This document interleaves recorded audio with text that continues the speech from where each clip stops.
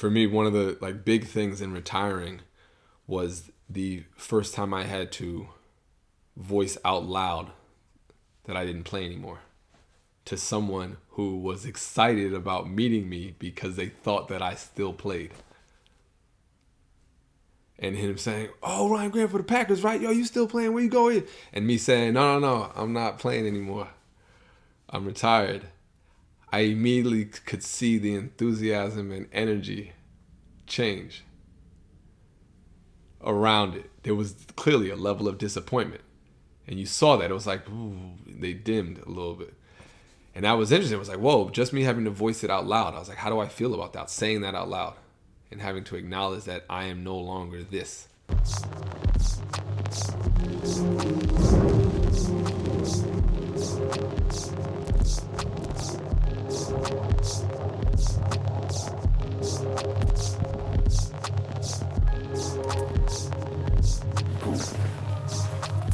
So Ryan, I see you don't have a guest today. Why are you recording Profits and Process by yourself? My guest bailed. The truth of the matter. No, I throughout this entire process, I've asked people, and every guest that I've had, I've asked them to literally guide these conversations and speak about their process and open up about things that they probably haven't shared, maybe have shared with. And there's a level of vulnerability that comes along with that. There is a level of wisdom. There's probably a level of fear.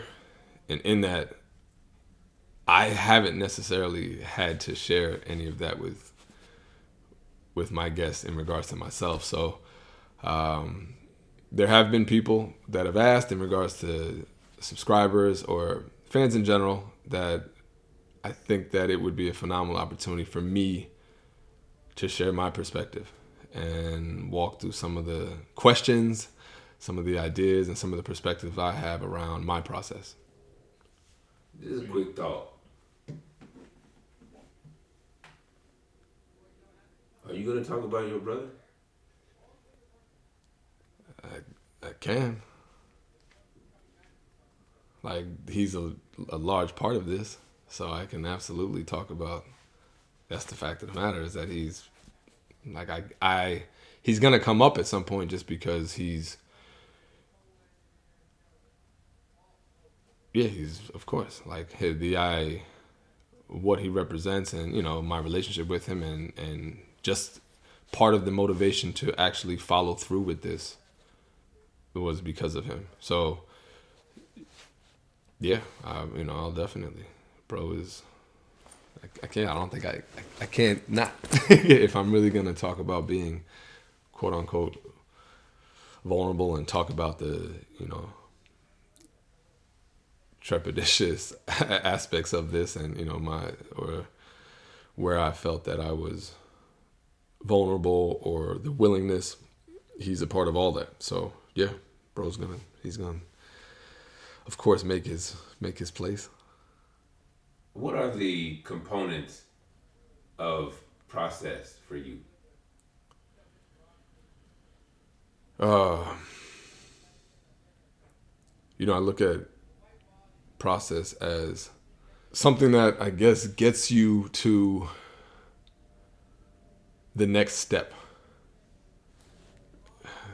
And the fact of the matter is that this whole time I've been trying to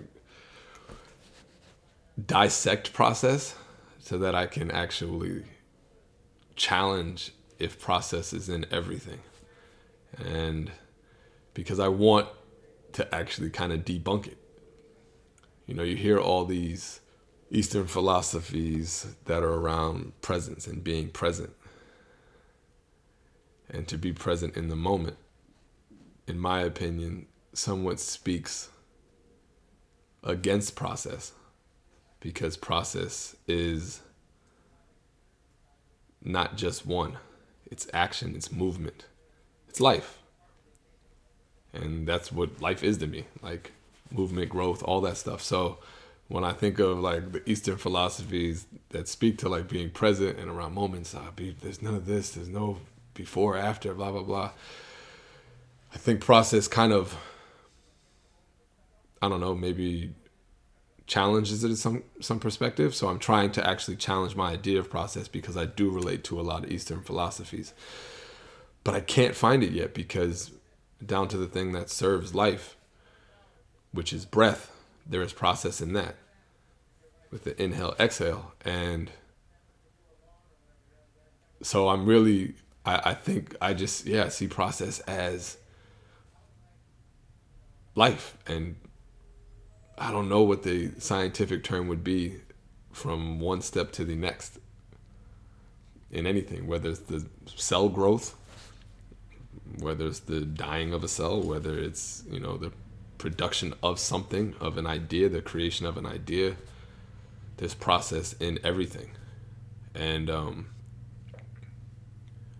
I've really just always appreciated it because it allows, I think, for myself, it allows me to be mindful, be grateful, and be aware of myself in relation to what I'm doing. I don't actually think I know a lot. There's so much that I know I don't know, and I don't know really anything. You know what I think? I actually think I have an understanding of things, but I don't know a lot of shit. You know what I mean? If that makes sense. Like, I don't feel, and this is the topic I think is pretty good because, I've been called a know-it-all, and a know-it-all is not a positive thing in any aspect, in my opinion. And I think I've owned it sometime, and I don't own it from a place of like proud, I'm a know-it-all, you know what I mean? I might know things in the spaces that people talk about. So if somebody's talking about 6 things and I know 5 of them, they might think, I know it all. I just happen, but that's not the case in my opinion. I just happen to know those 5 things. There's so much, I don't know a lot of stuff, but even in that, I don't even really think I actually know details. I've always felt like I could step in any conversation, whether I have any real knowledge about it, and engage because I have an understanding of certain things. And I believe that if you have an understanding of bases, then you can kind of dive in. I don't know anything about quantum physics, but I would feel comfortable stepping into a conversation with the scientists about quantum physics because I understand life. And I feel very confident that I could engage with a brilliant scientist in the same way that I can engage with somebody on the block and talk about trapping. I've never done any of that.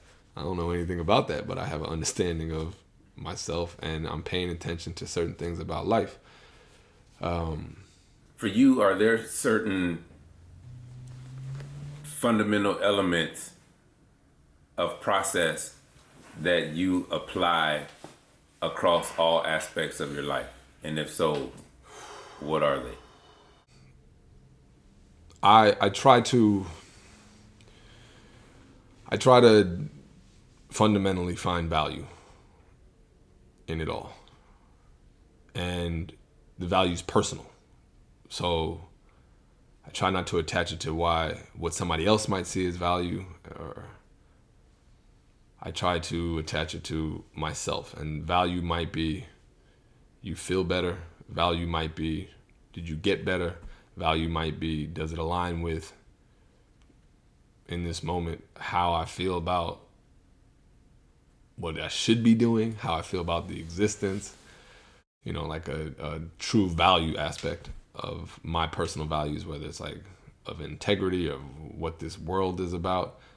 I try to always find value in something. And I think that the root of it is because I think that's like, I don't want to say faith, but it's what keeps me grounded. It's what keeps me somewhat tethered to this existence, because at the end of the day, we've had these conversations around like none of this matters. So if I truly believe that, if you look at from a dawn of time, the amount of individuals and humans and everything that has happened and all these different understandings of time, what I'm doing is not really special. I'm special because I'm getting the opportunity to experience and do all this stuff. So then if I can recognize that it's special because I'm choosing for it to be special, then I essentially think I also have to choose what's important and what's valuable. There's been many parts of my childhood or workouts, I played professional football, and throughout that entire time from 8 to 32, it's hard. Like, practice is hard, games, it's taxing, it's physically, it's mentally taxing. It's a lot, and everybody who is in that world understands all the support that's needed and all the people that are involved to make it happen. I wasn't ever the most talented in my neighborhood. To me, being able to perform at that level that often, that consistent, is not, and get to that level is not about talent and work ethic. It's about perseverance and continued consistency, continued action, continued that. And I think that a lot of times, you have these moments naturally, understandably, where you're second guessing, or I don't want to say doubtful, but you're just in it where you don't want to do something. You don't like it. You don't want to do it right now. And if you can find value, for me, if I can find something in it that is valuable to me and makes me either better, stronger, that I believe will help me, whether it be a workout. I used to literally tell myself every time. It's funny. I used to tell myself in every workout, and it wasn't like throughout the entire workout, but there was every moment where I would tell myself that I don't really want to do this, but I know that I'm going to get stronger by literally one of these workouts that I'm going to do is going to calculate into me being stronger on the field. And I would try to visualize it in regards to, if I'm squatting, that's me driving through someone on the field. If I'm practicing my writing, that's me being able to potentially write something and express my thought clearer. Bench pressing, whatever, conditioning, whatever it may be, strengthening my body so that fourth quarter I can, be able to play at a capacity that others can't. And I guess it is personal, like trying to maximize what I have. And in moments of life is hard. So you have to have something, for me, I have to have something that I can find the value in the moments where I'm like, man, this is, and this sucks, or it doesn't like, I don't like this. When you pull your head up, I'm looking at this process and I'm like, I got to find the value in this, because I think sometimes we are naturally saying, why are we doing this? And that goes back to it's like, if none of this matters, why am I doing this? Yeah, and I've heard, the whole self-fulfillment thing around. It's a tricky thought to me. What self-fulfillment? Are we only moving around when it feels good? Because that's why people do a lot of terrible things, because they feel good. And I think that, we could talk about that around, like, it feels good in the moment. Intrinsically, you could say, does it really feel good? Does it really feel good overall? It's like, that's all very personal. But you know why people do these certain things. And I think for myself, in the moments where I know I've learned about myself, grown as an individual, accomplished, achieved, developed, whatever, all those terms that are around the same thing, it's always been difficult. We understand to grow it, you need friction, and there has to be an uncomfortable stage in that. So in the discomfort, I want to know, why am I uncomfortable? Why am I putting myself through discomfort?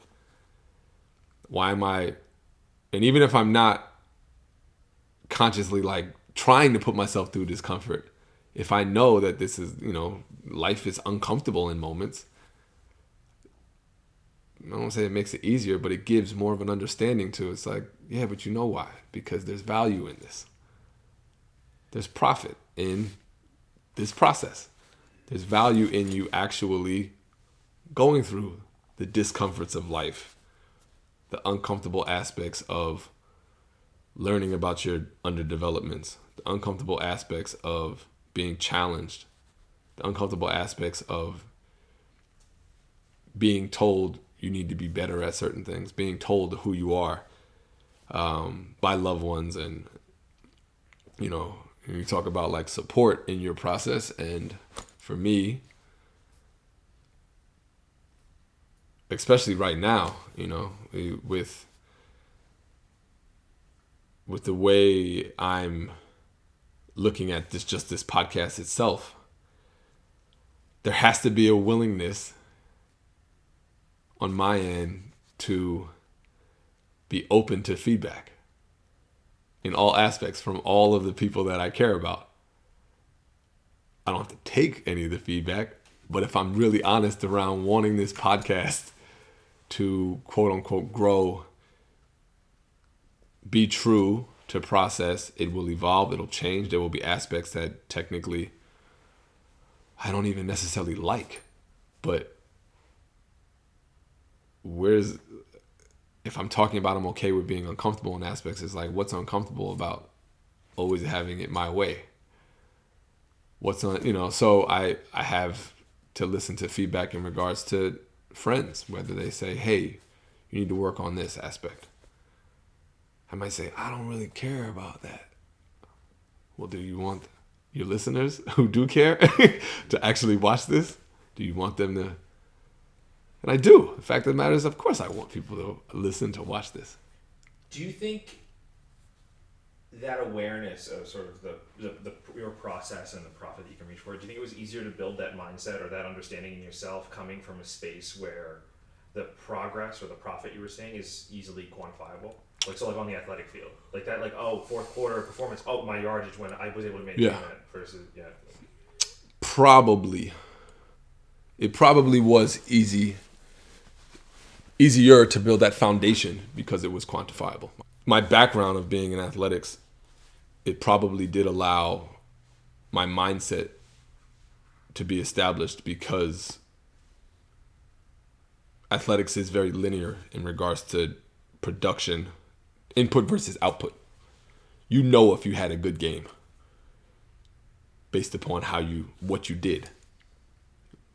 If you run for 4 yards and you blocked, you missed a couple blocks and you dropped a couple balls, but you were very supportive of your teammates and you were just as supportive and energetically still, in the game and had kept good mentality, you still didn't have a good game. So we understand very easily, what produces a good game.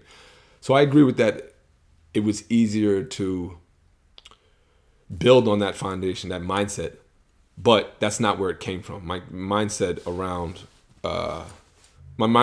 finding value in the process came from my father, because my father, his whole mentality was, you control your work ethic. Talent is great and you have what you have, but there will always be someone that's more talented than you. And you have the ability to control how hard you work. And he said, I think he went on a limb and said that you will also see the benefits of how hard you work. You'll see how it changes your body, your mind.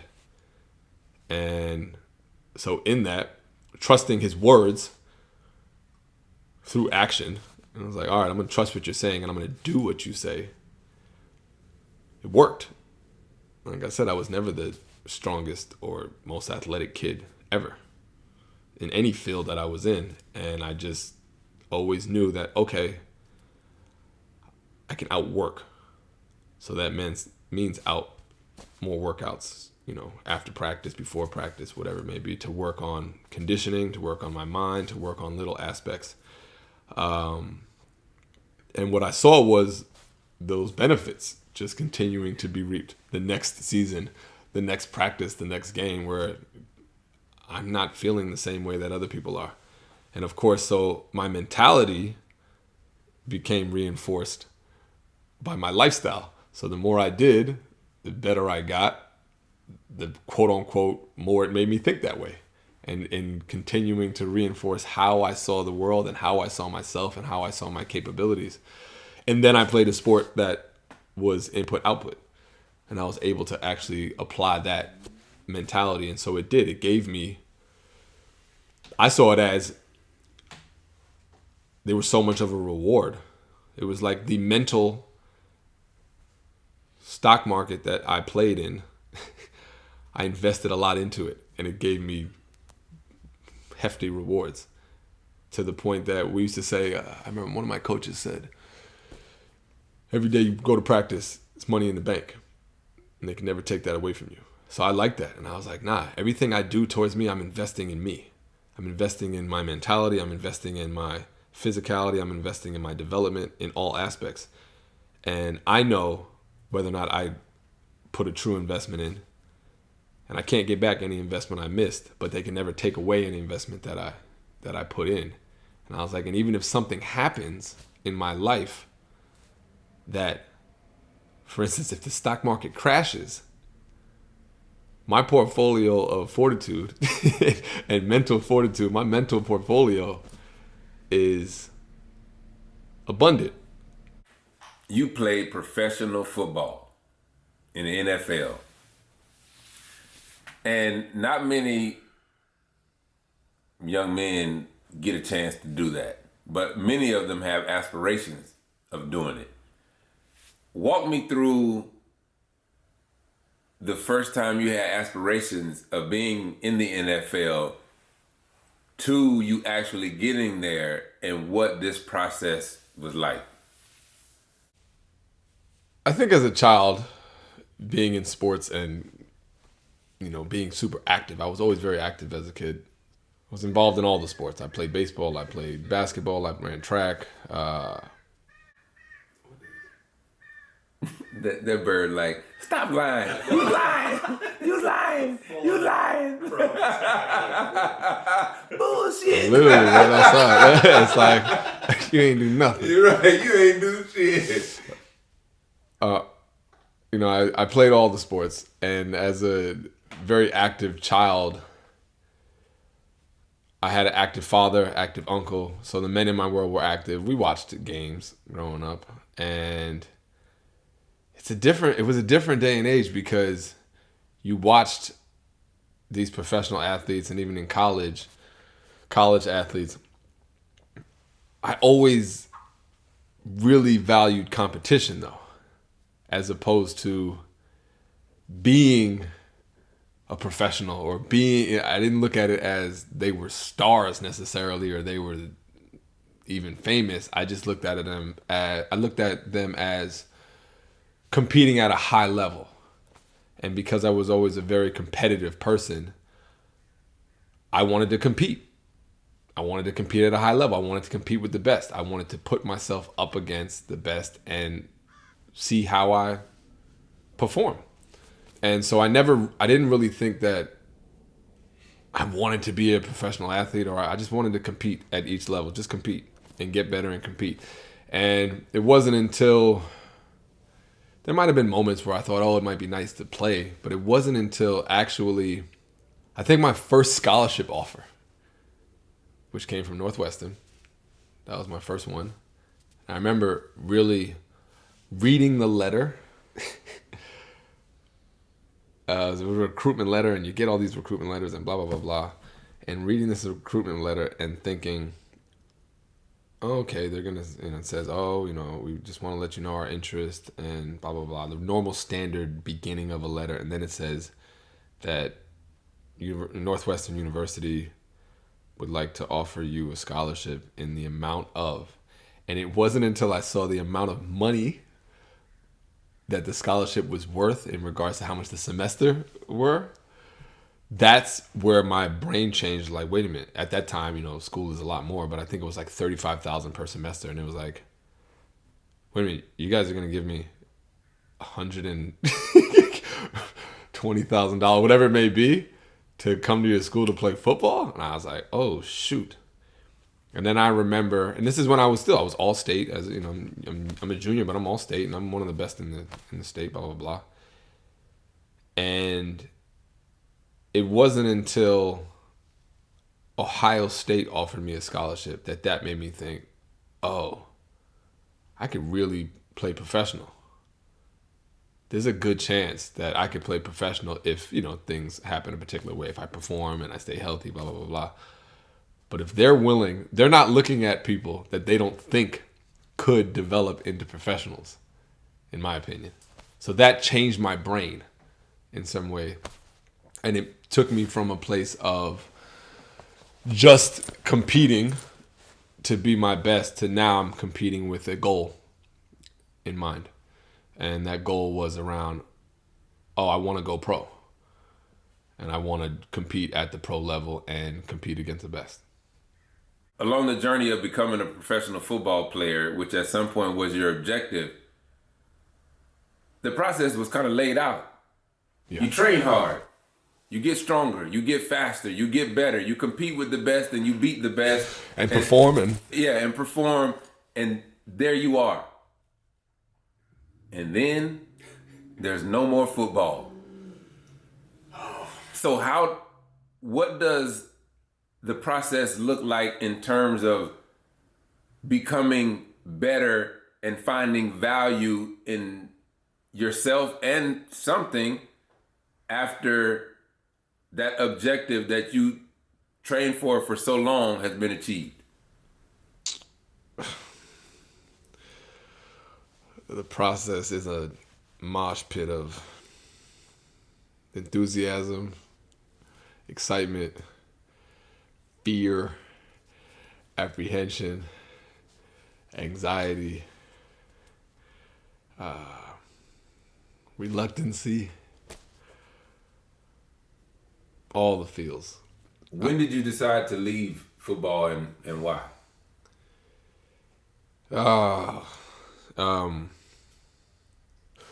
I decided to leave football.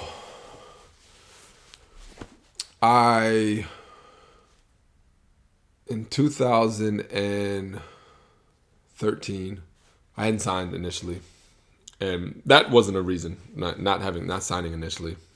I realized that I was on the back end of my career regardless. But there was a point in time where, for like 2 weeks, I was struggling with finding the motivation to train. And I remember, excuse me. I'll never forget at the time, my mom was staying at my house at the time. She had a procedure so she was staying with me at the time. And I went to go check on her. And in me going to check on her, she said, "You okay? What's up?" And she could just kind of read something. And I was like, "Yeah, I don't know, man. I'm just like I saw it as like a funk." And I was like, for the first time, I haven't found the motivation to work out, which is kind of messing with me. And she was like, have you ever felt like this before? And I said, no, which is telling in many aspects. And so it was fine. I found the motivation again. That was the first little tell. And at the time, later on that year, I was building out a cafe. And in Brooklyn, and I was building out a restaurant with my brother, another one of my brother, Wes, and Hugo. And we were having a meeting, essentially a staff meeting, and my agent called. And when he told me that Houston wanted to bring me in, I believe Arian Foster had gotten hurt. And Arian was high performing back. He was a real deal at that time, and I was similar to him in many aspects. In regards to the one cut, like zone cutback, but he had gotten hurt, and they wanted to bring me in. My agent called and said they want to bring you in, and my first question was, "Oh, okay, all right, when?" And for anybody who knows, that's kind of a like ridiculous question for me to ask because it's usually right away. It's the next morning, most of the time. So me asking when, and even my agent, he was like perplexed because he was like, "What? What do you mean?" It was like the next day. He said that right away, and I was like, "Oh, okay, cool." He could tell there was something a little different with me. So in that, he said, "You know what? Sleep on it. I can push them to the next day." And I was like, "Okay, cool." So at the time, I'll never forget. I leave outside I walked back inside to the staff meeting and told. I was like, "Oh, that was my agent," and didn't really go into detail right there. My girlfriend at the time had just moved into with me, and so we were in this together. And I called her, and I said, "Hey, I just want to let you know, Houston called, and they want to bring me in, blah blah blah blah." And she's like, "Oh, okay." And I said, "So I just wanted to get your thoughts on this," and that was very surprising because never did I ever ask anyone in my family or anyone around me their thoughts on whether or not I should play ball. And so the fact that I was actually asking her perspective on whether I should do this, what she thinks about if I should do this, that showed her a little different, maybe a switching or changing of. So she said, "You're asking me?" And I was like, yeah, you just moved in. I don't know how long I'm gonna be out here, so you wouldn't move there. Maybe come out on weekends for games, whatever. But the normal, like I guess questions that people ask around, like taking her into account. And so she said, "I appreciate that." I said, "You just moved into this house, so you'd be by yourself." So she said, "I appreciate that, but it's your choice, and yeah, absolutely, I'm in support." And I was like, "Okay, cool." And then I called my mother and my brother, and I said the same thing, and they of course said the same exact. "You're asking us what we think?" And it was like, oh, well, clearly I'm in a different phase because I'm looking for the thoughts of other people. I care about their input in regards to all of this. And I said, "You know what? I'm going to sleep on it. And I'll make a decision in the morning." And I slept on it. And when I woke up the next morning, it wasn't the first thing on my mind. And that let me know that I had to shut it down. Football not being the first thing on my mind, to me, showed clearly that I'm no longer willing to do everything it takes to be great at it. And I always told myself that the moment I'm not willing to do everything that it takes to be great at football, I have to stop because it then just becomes dangerous. I already knew it was dangerous, and I already knew it was crazy. But I was willing to be dangerous and I was willing to be crazy to be great at it. And if I'm not willing to do those things and to step into that mentality, I'm just going to do damage to myself. And I was fortunate that I was a part of an organization that won. We won a lot of games. I was able to perform. And also I just looked at it, there are individuals that want this and are, so I don't want to take that away from them. So that was it. It was the fact that it was not the first thing on my mind, and I wanted to. I had a mentality that I didn't want to go more than 5 to 10 minutes without thinking about football because I wanted to become football. And I think that it goes hand in hand with my mentality on how I saw myself. I didn't think I was talented enough to be great at football without having that mentality. My ability to perform was rooted in my ability to work and my ability to be, quote unquote, a professional at a young age. Like I had foresight around my career, like the endings of my career. I was able to see before I left that I might deal with some of the issues of letting go of an identity, letting go of a craft, letting go of a connection to something, a purpose. For me, one of the like big things in retiring was the first time I had to voice out loud that I didn't play anymore to someone who was excited about meeting me because they thought that I still played. And him saying, "Oh, Ryan Grant for the Packers, right? Yo, you still playing? Where you going?" And me saying, No, I'm not playing anymore. I'm retired."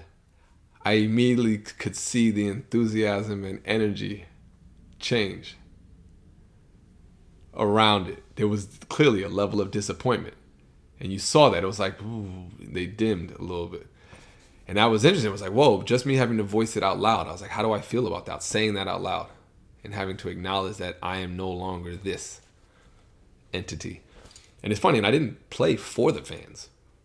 I wasn't one of those guys that played for the fans. I enjoyed the fans, but I never actually. So it was like, it made me think, well, wow, it's like just me acknowledging what I'm no longer doing does have an effect because of the heaviness and the density around what I did for so long. Now, when I retired, because I did believe that it was a psychological divorce, even if amicable on both ends, it was still a divorce, something that I had given my entire life to and had taken care of me. I gave to it, I respected it, it respected me, and we are no longer in this together. It's hard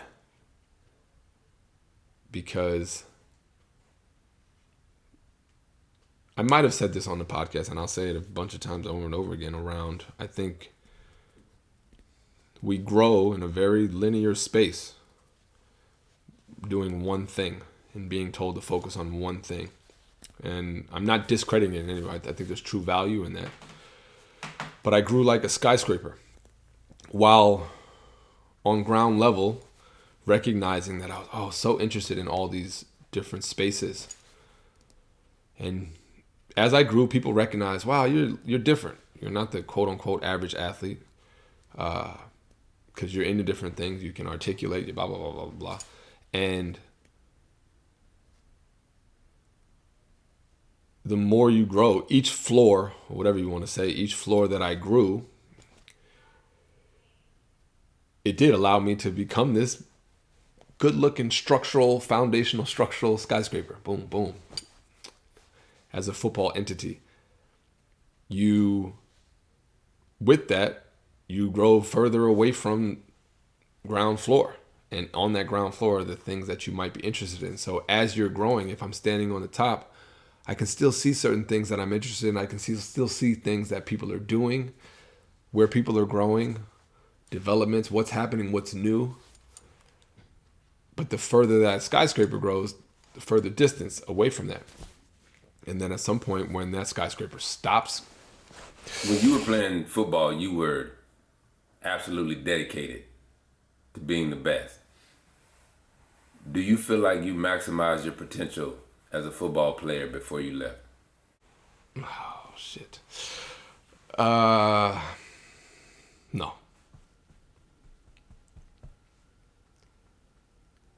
But I also think that I maximized my willingness and my honor to the game and myself, yes. And I'll give context to that. I've always known whether or not I was giving everything to the game and to myself in regards to the game. I've always worked hard and will never question that. But we know whether or not we're doing everything we can. Even if we're doing a lot and working our butts off, you might be able to do a little more. And I've always believed that when I've fully respected the craft and myself, good things happen. And when I hurt my ankle, that was the first like real moment where I was like, ooh, okay, this is not the end of my career, but this is like the first like energetic change. And I think it's because I realized, even in my working hard and even me knowing I was getting better, I wasn't doing everything I quote unquote should be doing from an integrity aspect, an honorable aspect for myself, towards the craft, and also just in life, not necessarily just being the type of dude I wanted to be, whether it be in relationships or just how I was just moving. I did believe that this was the universe somewhat intrinsically allowing me to bow out gracefully, because I've always taken on the approach that do things correctly and things will correctly be done for you. And that's along the same lines as treat people the way you want to be treated, or I guess some people might see it as karma or whatever it may be, but I just saw it as, if you respect the craft will respect you. And I think that I made an agreement with Ball that, hey man, as long as you do everything you can with this, we're gonna rock with you. And I think at some point in time, it was like, all right, boss, it's time for you to, you're not moving all the way. You're not doing everything you can for this. And I had to respect that. So do I think that I've always worked my butt off? Yeah. There are definitely little things that I'm like, oh man, I didn't give this to myself, or I didn't give this. And I don't feel like I left it on the table. I just feel like I learned from not either giving it to myself or not doing it. And I want to be able to learn from that. So in these next phases of my life, I don't want that to be the case. And I think I'm still learning from some of those things. And this is the whole notion around, like, you'll keep getting a lesson until you learn it. So yeah, there are some aspects where I feel like I definitely maximize, and other aspects, no. Clearly, you took your training very seriously. You took this process very seriously. Do you feel like you might have taken yourself a bit too seriously? And if so, what do you feel you might have sacrificed in that? Absolutely. I would say that most people that have known me from probably from at least 2017 on will probably say that Ryan's serious, and I'm still serious. But I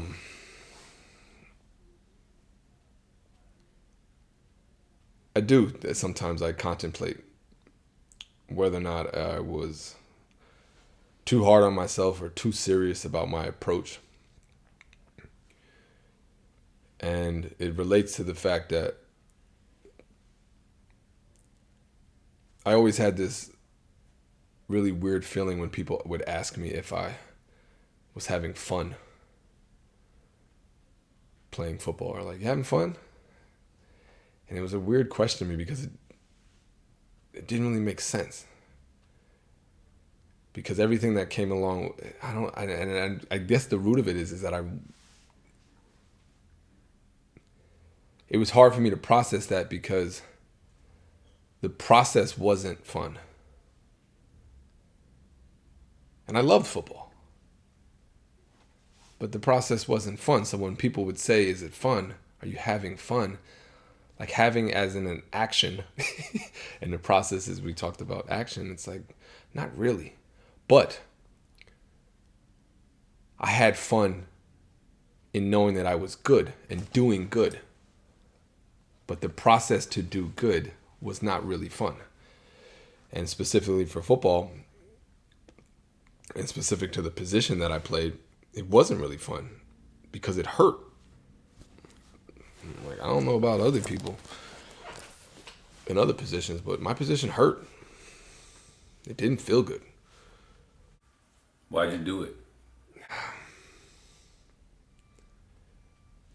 I really did enjoy it. I enjoyed the pressure of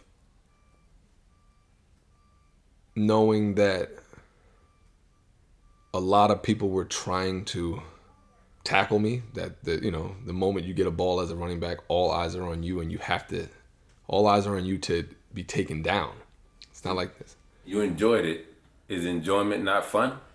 Well, that's the thing, but I enjoyed it in that moment. But when I can look at the process to be good at doing that was not fun. What it took to be good at enjoying that wasn't fun to me. Because I know because it physically hurt. I couldn't recreate the feeling of game day with adrenaline and all that. And football is different than other sports in the sense that to become really good at it, you have to actually do it. So you have to tackle to become good at tackling. To learn how to run through somebody, you got to run through somebody. You have to do the thing in practice that you do in a game. And especially for myself, in talking about my methodology in regards to how I learn, I couldn't half-ass practice. So I had to practice really hard to be good. In practicing really hard, it hurt every day in practice. I didn't feel good in practice. And so it was painful. And so I wasn't having fun in that. It was like, no, but the focus was on, I'm having fun doing good. So we go back and forth, and I think there might be a little confusion in that, but it is this maybe dichotomy or dance between these two ideologies around finding enjoyment and fulfillment in something and recognizing that it didn't feel fun. And I remember my dad asked me not too long, he's like, well, did you ever really have fun? Was it ever at all fun? And I remember saying it wasn't about that. Whether or not it was fun to me, I wanted to be good. What do you feel you sacrificed by taking yourself so seriously? I sacrificed having fun. And I sacrificed playfulness and probably enjoyment in moments where I did want to enjoy something, or I did want to be silly. And feeling. I sacrificed feeling a lot of things. If I would have allowed myself to feel all the things that I wanted to feel, there's no way I could have been good at football because it hurt. It didn't feel good. And part of me being good at football was the development of my body, the development of my mind, the development of pain tolerance. And so you have to somewhat learn how to cut off some feelings and play through certain feelings. So I did. I became, quote unquote, like hard to be good. It was essentially my thought process and how I would be good. And so I did. I became too hard. I don't say too hard, but I became hard in an extreme way. And that hardness actually served a real purpose, because if I was soft, I couldn't do what I did. I couldn't play running back and play the game in the way that I played, aggressively and physical and being hard. And being soft. It's like, no, they're two different. So being hard was a service in you being the best you could be on the football field. I believe so. Was it a disservice in your personal life? Yeah. It made me cut relationships, friendships off. There were certain people that I felt I couldn't be around because maybe they were too silly in regards to what I was trying to accomplish. And there was, moments where I would allow it to happen, but I think overall, absolutely, I severed aspects, or I think I would cauterize certain things to and justify it to because I valued being really good at the sport and my craft. And I knew that and I also knew that there was a finite timeline. It had an ending, and the ending was always sooner than later. So I think that was even more of a justification as to what I'm doing, in the way that I did certain things. But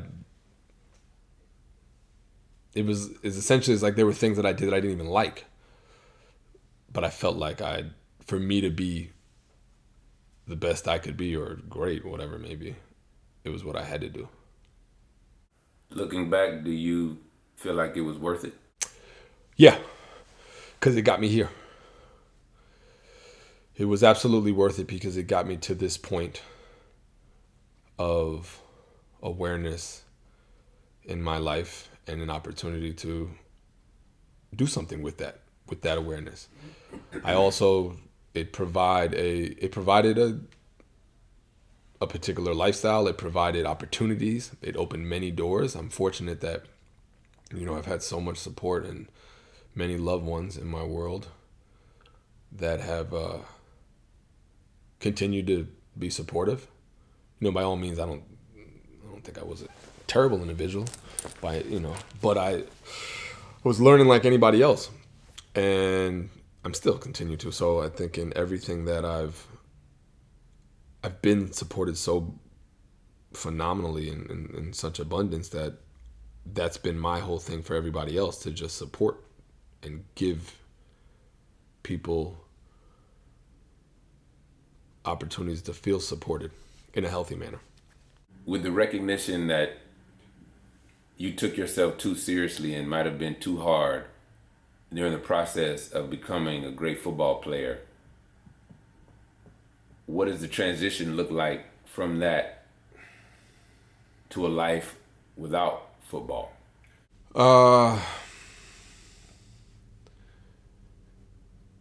Initially it looked like whoa, now what? I have to reanalyze all of my values and priorities and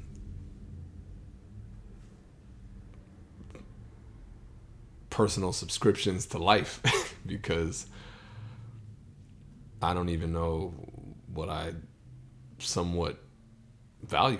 It's something that I cared about for so long, that was my world. I have no attachment to anymore. And all the things that come along with that. So I have to evaluate all my relationships. I have to evaluate my interests. And it's scary. It's definitely it can become an overwhelming thing. And even in the fact I have support, I have the awareness, I was able to actually see this before. In that, it's in the same breath, it's still very overwhelming. And not necessarily having the tools to handle the awareness that you have. And I think that's a really relevant point, because you can have awareness, you can have awareness of a situation and still not have the tools to deal with the awareness that you have.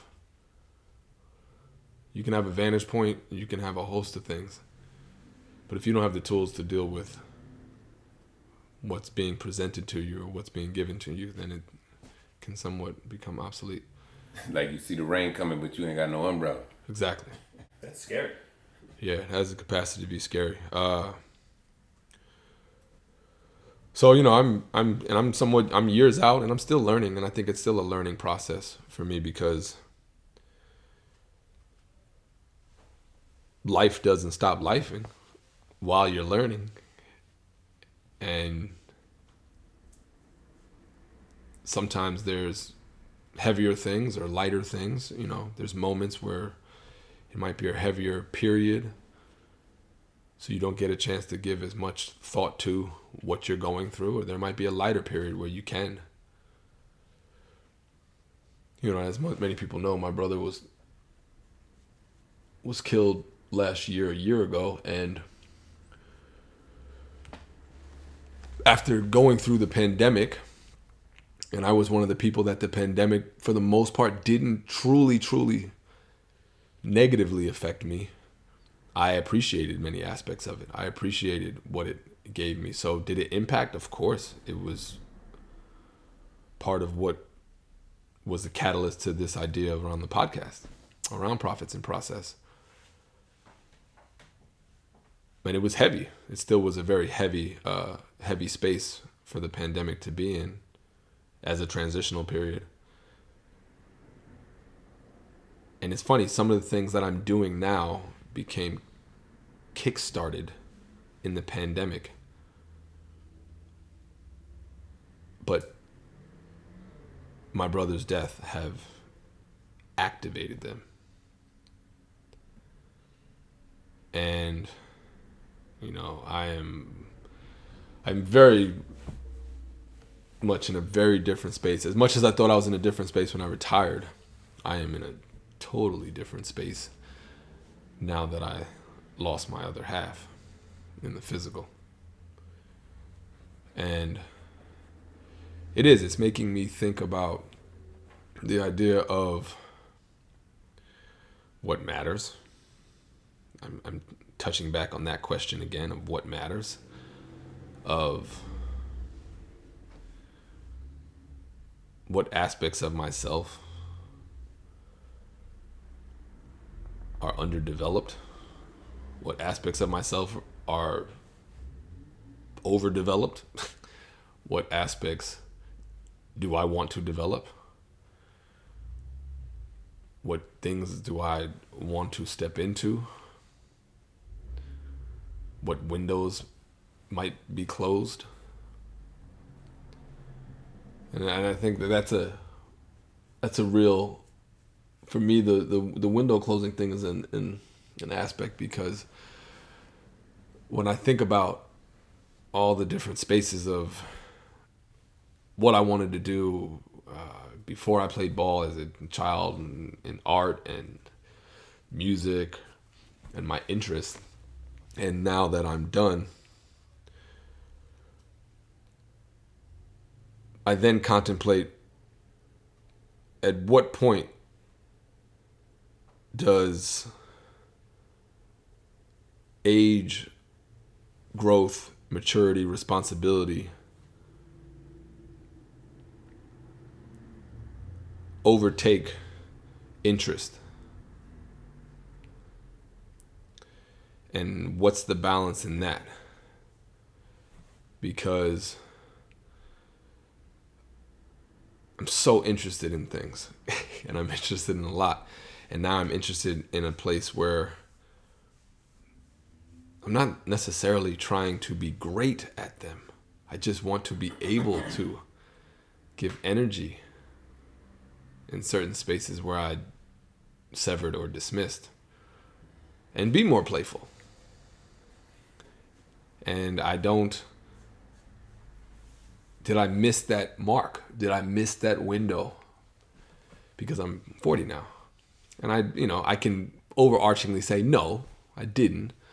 But trying to find the balance in that in regards to who I am as a man, as a father, as a partner in the moments that I've been a partner. How much does that overweigh the interest that I have in regards to myself? And I dance with that. So I definitely, I'm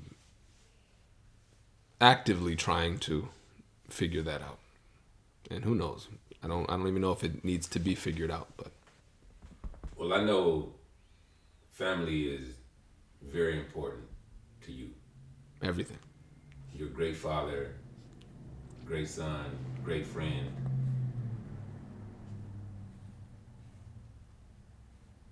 Where is your brother in your process? Oh shit.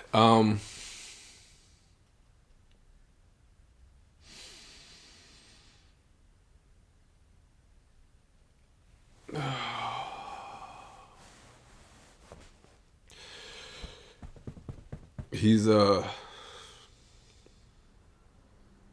he's right beside me in every step.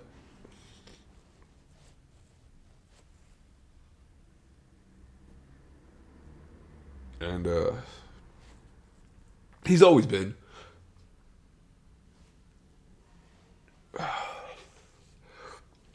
And I think that, there's been moments where I used to never call my brother Netic ever, because he wasn't Netic to me. He was Kian.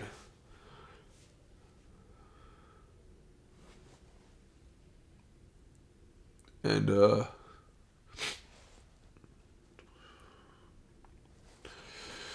Kian was he was smart. He was silly.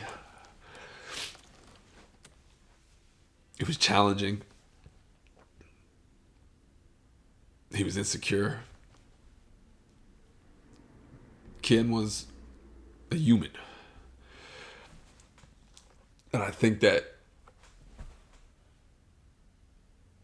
Netic to me was a energy, and I knew where the energy came from. A lot of the energy for Netic was rebellious, challenging, and disruptive. And I think that disruption, a lot of it came out of pain and frustration.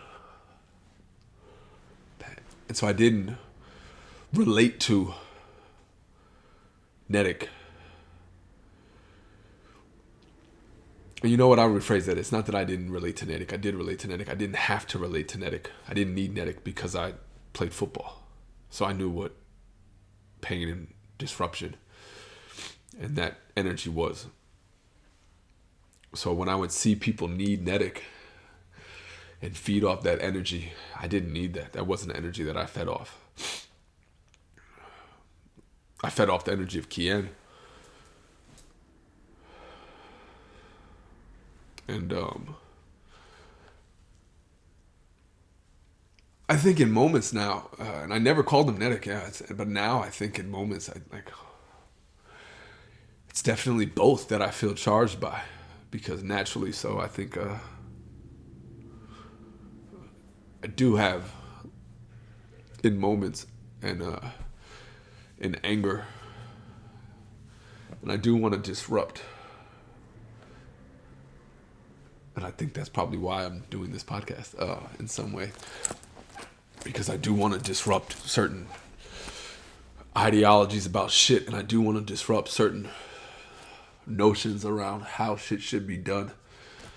And I want to give people the opportunity to share how they do shit and all the beauty and get rid of and let go of all the bullshit that I see. So I think I do take on that aspect. But I also still very much relate to, I want to take on the energy of playfulness and allow that to be a part of my world. So what did your brother give you when he was here? And what has he left you since he's left? He's given me a reference for taking a deep breath,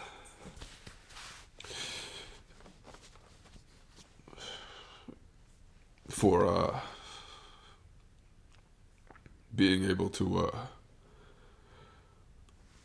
relax,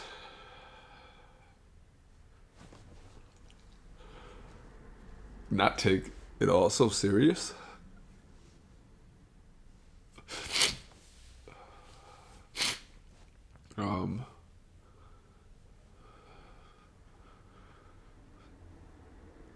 Also, he's always been a confidant in me in regards to respecting my seriousness. So I know he always appreciated it, and I think this is why we were two sides of the same coin. Like I said, Jesus Christ. I think, in being like what I believed as two sides of the same coin, it's because we could appreciate the aspects of each other that we weren't. And in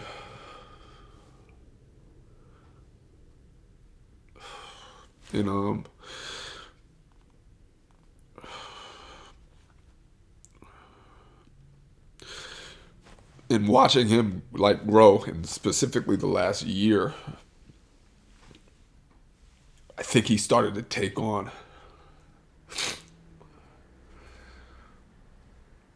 more of my ways in regards to his personal level of discipline, his focus, his responsibility, his accountability, his team mentality. And I think he saw how it helped him, and I think it helped him grow. And I could justifiably say that, yeah, he holistically grew, and he got to a point where he evolved full circle. So maybe that's why. Maybe that's why his time ran out. And that's a phenomenal, beautiful way to look at it. And I choose a lot of times to take on that perspective. I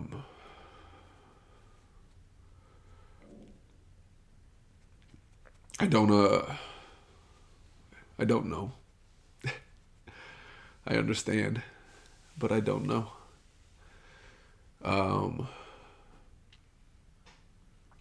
I do think that the energy that I have inside of me now is foreign. And I don't want to say foreign, because foreign a lot of times represents unknown. It's new. And some of it in moments is unknown. But it's just new. And I can equate that a lot of times the energy might represent what I feel as Kien. And sometimes it will be Netic. But I appreciate it, because I do know that it's helping me grow holistically. I don't really know what to do with it overall, like, yet. And I'm okay with that. Like, I don't know where to always go with the energy, because it puts me in such a creative mindset that it brings me back to the mentality of, where do I find the balance in that, along with my responsibilities, along with my seriousness, along with my age, along with my roles. So, but I look forward to it. I look forward to, like, this. Because I know that this next phase is, of course, there's the talk about a growth phase. All the work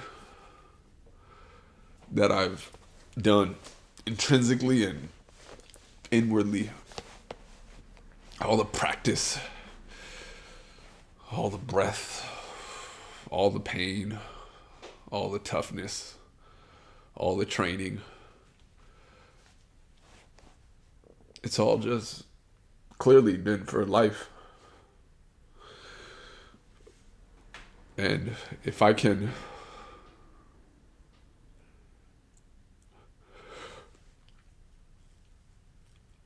walk through life with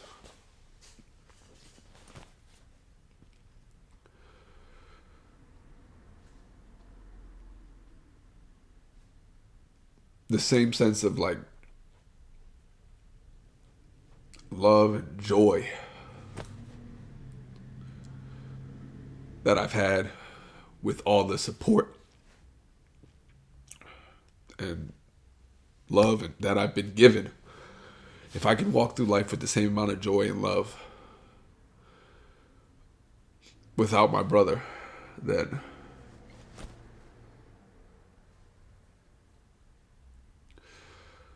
I feel like I've learned the greatest lesson.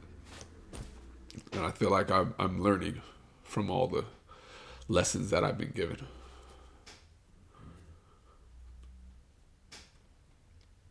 Because if this is not the greatest test for me in regards to where I'm going to go with this, because I could easily go dark, but it's not what I want. It's really easy for an individual, and it's easy to understand how through pain, through trauma, through experience, why individuals go in a particular direction. But I actively don't want that. I want to be able to acknowledge how I feel in moments and allow that to process through me. But I don't want to actually allow it to consume me. So yeah, this will be a chapter of my life that, as of right now, this is like, ooh, man. When people say, oh, wait till you get to chapter so-and-so, that's when it really gets good. I'm at that chapter. Chapter 40. And I don't know what. It's massive, but I don't know where or what or how yet. I'm going to take the tools I do have and chip away and learn. And then I'm going to put myself in spaces where I am the least knowledgeable. The spaces I am most interested in right now, I am the least knowledgeable in. And it's kind of scary, but not really. It's just an acknowledgement. But I welcome it. Yeah, what's the alternative? To not welcome it? Well, why would I do that? It's like, no, I don't want to not welcome it. So yeah, thanks. So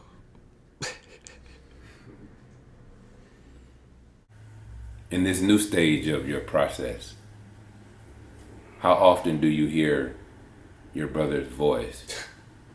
And as comfortable as you feel telling us, what is he saying? go.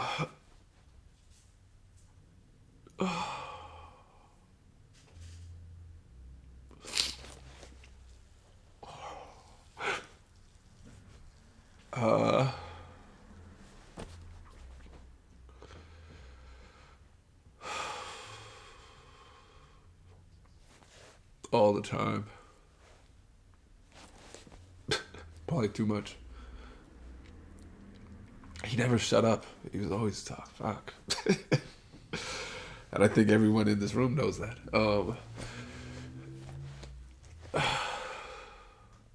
It's funny, not as much as, I don't hear his voice as much as I see his smile.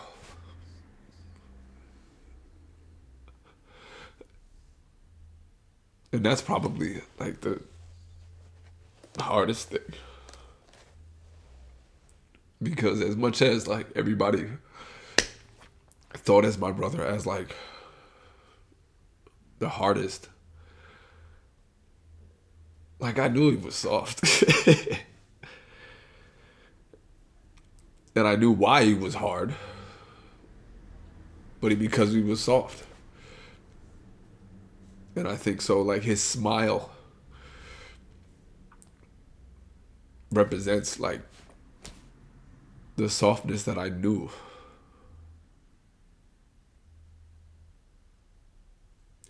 And then I take his smile as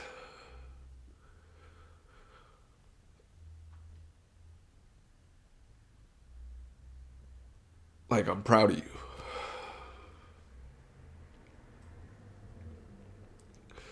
You know, he used to always talk about like, yo, you're the best man I know.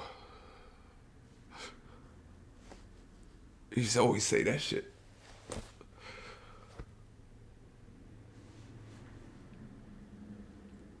And like, I think like he was like the greatest man I knew.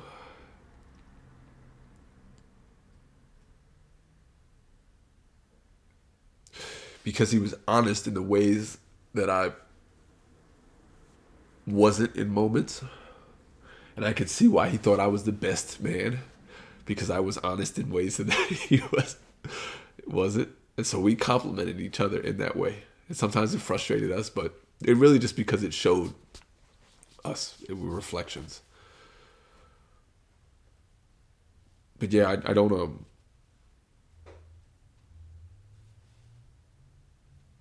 I just think that he just says he's proud. And I know he is. And in the moments I don't think he's proud, it's because I know that I have to do better. And can do better. And will. So that's part of the reason why I say like this is because he's going to give me an opportunity to level up. And when I say he, I mean his death, whatever you can call it, him, energetically, whatever it may be. So in that level up, there will be a conscious learning of what that looks like, whether it be responsibility, whether it be growth, maturity, all across the board, creatively. I think all those aspects, and finding what that looks like from a balance aspect. So, and I welcome that because I know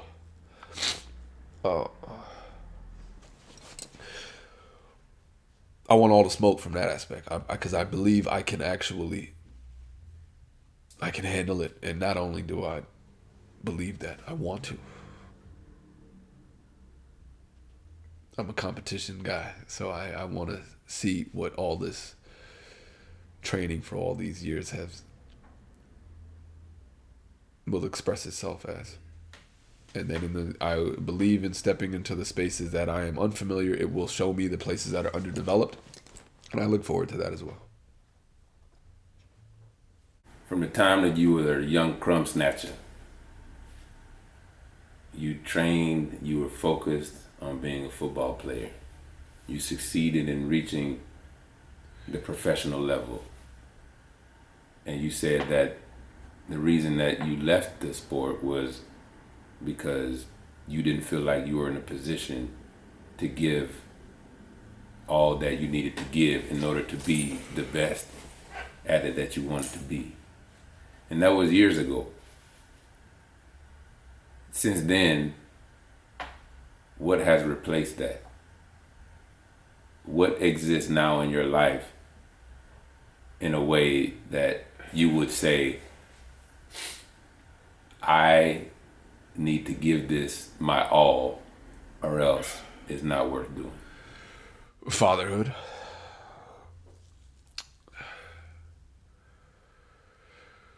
Fatherhood, and I think a lot of people have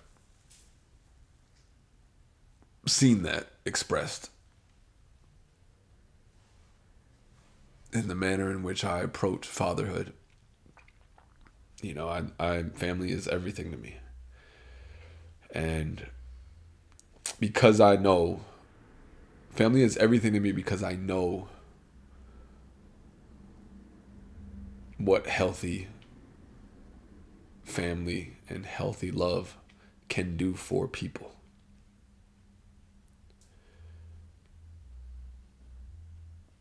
It will heal, it will fuel, it will move, it will move mountains, it'll do everything. That's why I have my perspective. That's why I do what I do. That's why I've done what I've done, because I've had a lot of people who supported and loved me in a healthy manner. And I know that. I've acknowledged that. I saw it. I felt it. I'm able to think from a positive place because I was given positive love. I'm able to see positive things because I was given positive vision, positive reinforcements, healthy reinforcements. You and I have had conversations around an insatiable desire to grow, to learn, to develop in a holistic way. And in many ways, that approach can be selfish. You have a family, and we've even talked about how it is within our capacity to just drop what the real responsibilities are in our life and just be out. Walk the path. Just walk the path. But we know we will never do that. Correct. Yeah. How do you negotiate the relationship between the responsibilities of life and an insatiable desire to grow and develop beyond your imagination?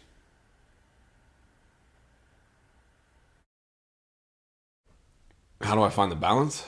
How do you negotiate the relationship between the two? Yes. By breathing.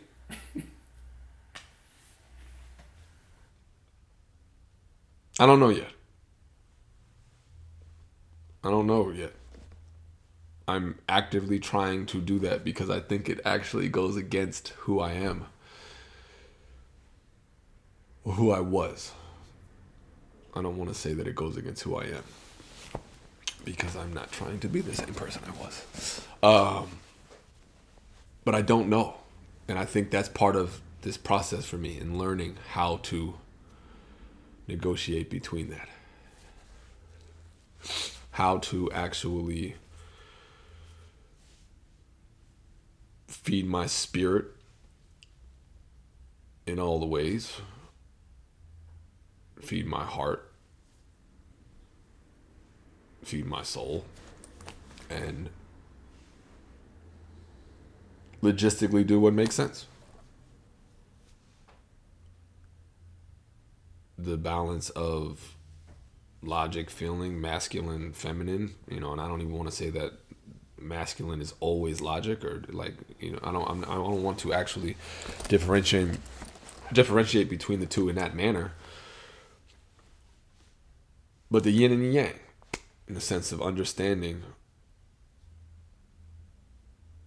X, Y, one other, reflections of, light, dark, whatever, however you want to see it, however word wants to resonate with you. But I'm actively trying to do that.